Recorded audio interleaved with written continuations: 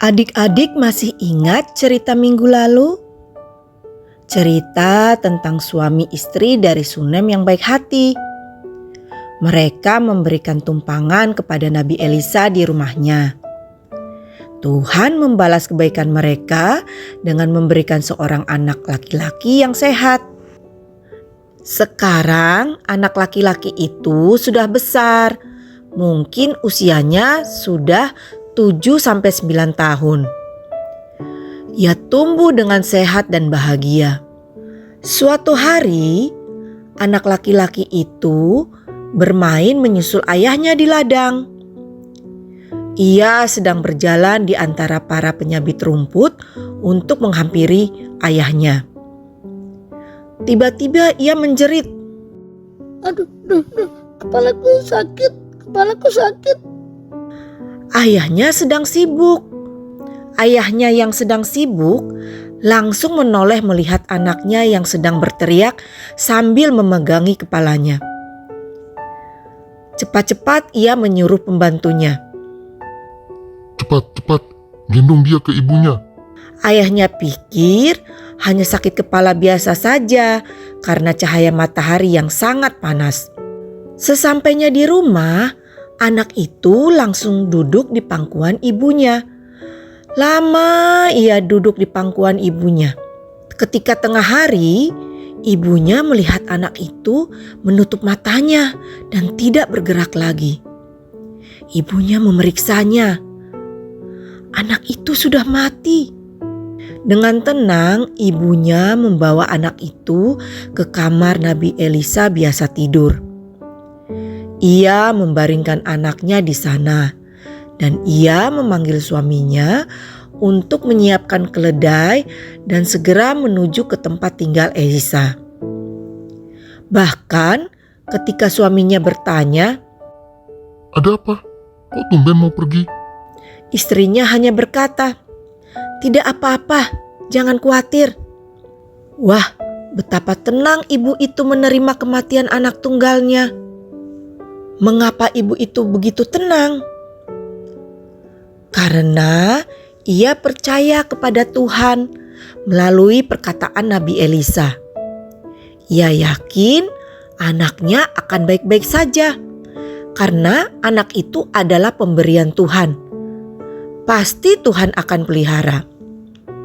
Sampailah wanita Sunem itu di Gunung Karmel. Gehasi, pembantu Elisa, melihat terlebih dahulu. Ia memberitahukannya kepada Elisa. Gehasi segera menyambut wanita itu. Salam ibu, bagaimana kabarmu? Bagaimana kabar suamimu, anakmu? Baik. Wanita itu menjawab singkat pertanyaan Gehasi.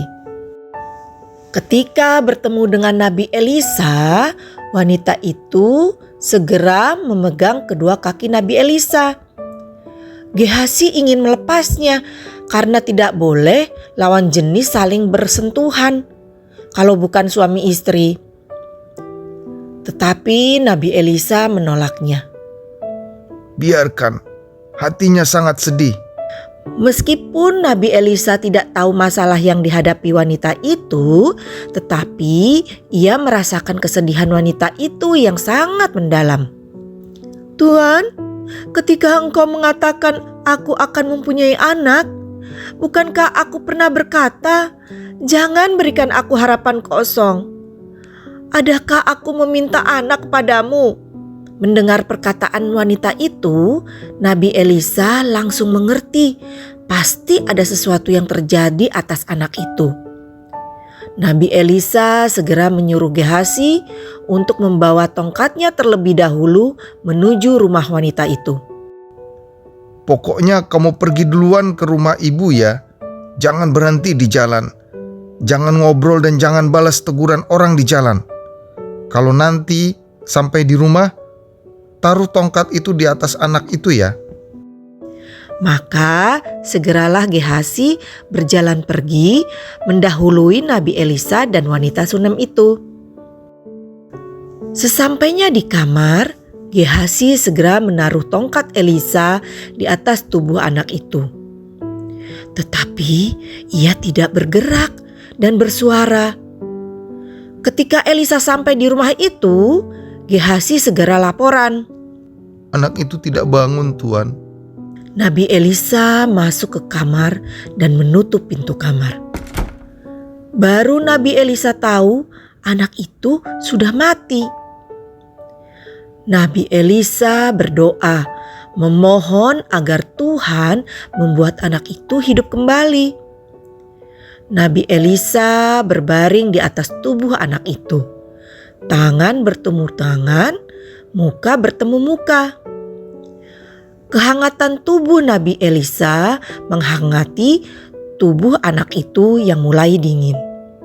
Setelah itu Nabi Elisa bangkit. Ia berjalan-jalan dulu di dalam kamar, membiarkan tubuhnya hangat kembali, lalu berbaring lagi di atas tubuh anak itu. Tiba-tiba anak itu bersin sampai 7 kali.